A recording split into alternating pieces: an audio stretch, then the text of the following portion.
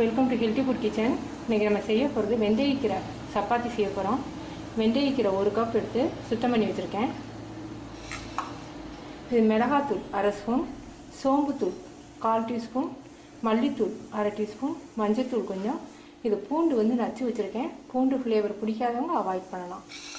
இது வந்து பால் ஒரு 3 ஸ்பூன் அளவுக்கு எடுத்திருக்கேன். ஜீரகம் தாளிக்கிறதுக்கு, கோதுமை மாவு 200 கிராம், 2 ஸ்பூன் ஆயில் ஊற்றிருக்கேன். ஜீரகம்,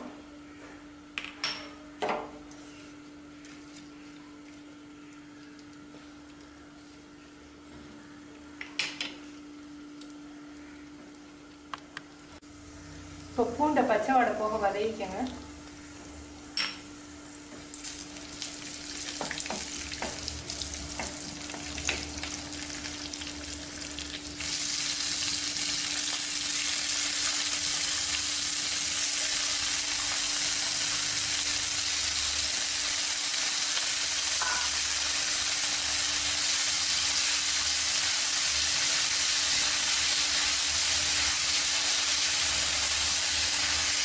கீரை நல்லா வதங்கணும்.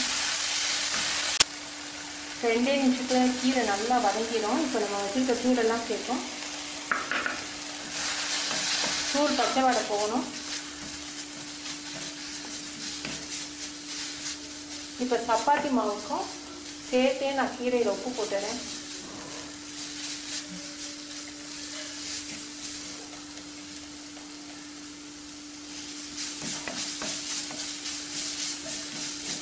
கீரை ரெடி ஆகிடுச்சு. இப்போ நம்ம இதை சப்பாத்தி மாவு சேர்க்க போகிறோம்.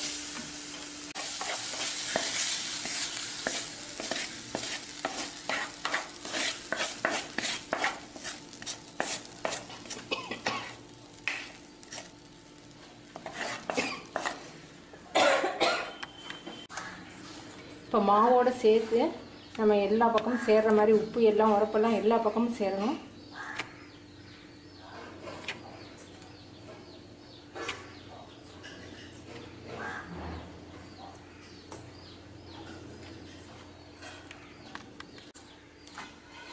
இப்போ பால் சேர்த்துக்குவோம்.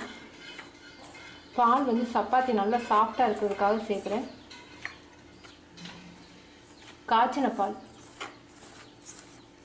பால் கொஞ்சம் சூடாக இருந்தால் கூட நல்லது தான்.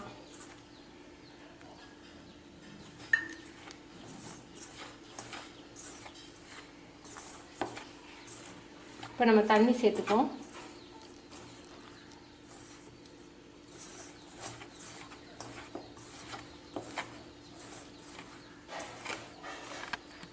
இப்போ மாவு ஒன்று சேர்ந்துருச்சு. இப்போ ஒரு 2 ஸ்பூன் வேணால் ஆயில் ஊற்றிக்கிறேன். ஆயில் இருந்தால் தான் காயாமல் ட்ரை ஆகாமல் இருக்கும்.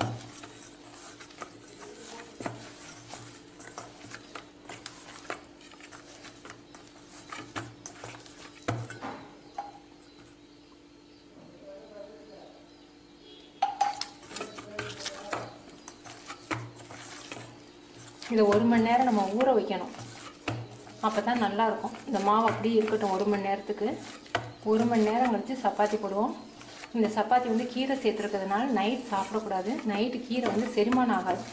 கீரை, கொய்யாப்பழம், வெள்ளரி, பிளாச்சலை இதெல்லாம் நைட் சாப்பிட்டா செரிமானம் ஆகாமல் குழந்தைங்களா இருந்தால் டயரியா போயிடும். அதனால் இந்த சப்பாத்தி மாவு இருந்தாலும் மிச்சம் இருந்தாலும் நீங்கள் நைட் சாப்பிடாதீங்க.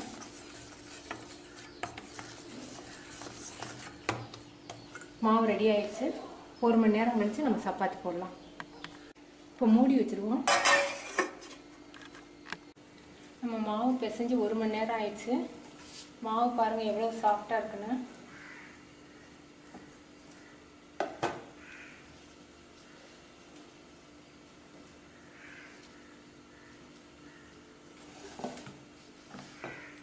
நம்ம சப்பாத்தி அளவுக்கு லேசாக தேய்க்க வேண்டாம். கொஞ்சம் கனமாக தேய்ச்சா நல்லாயிருக்கும். நல்லா சாஃப்டாகவும் இருக்கும்.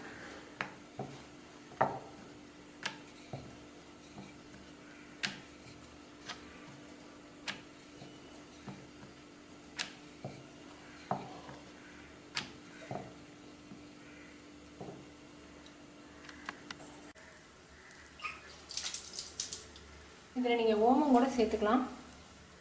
ஓமம் டேஸ்ட் எங்களுக்கு பிடிக்காதுங்கிறதுனால நான் சேர்க்கல. நீங்கள் ஓமம் சேர்த்துக்கிறதுனா சேர்த்துக்கலாம், நல்லாயிருக்கும். 2 பக்கம் கொஞ்சம் வெந்த பிறகு கொஞ்சம் ஆயில் ஊற்றிக்கலாம்.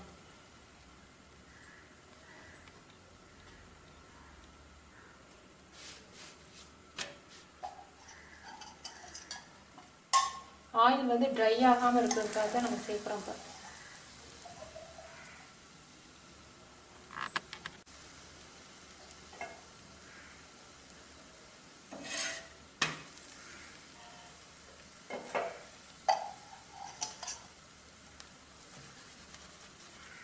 லேசாக ஆயிலை தடவிக்கங்க, ஊற்ற தேவையில்லை.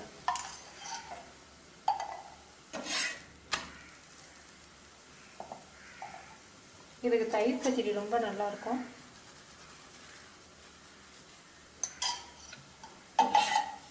வெந்துருச்சு, 2 பக்கமும் எடுத்துடலாம்.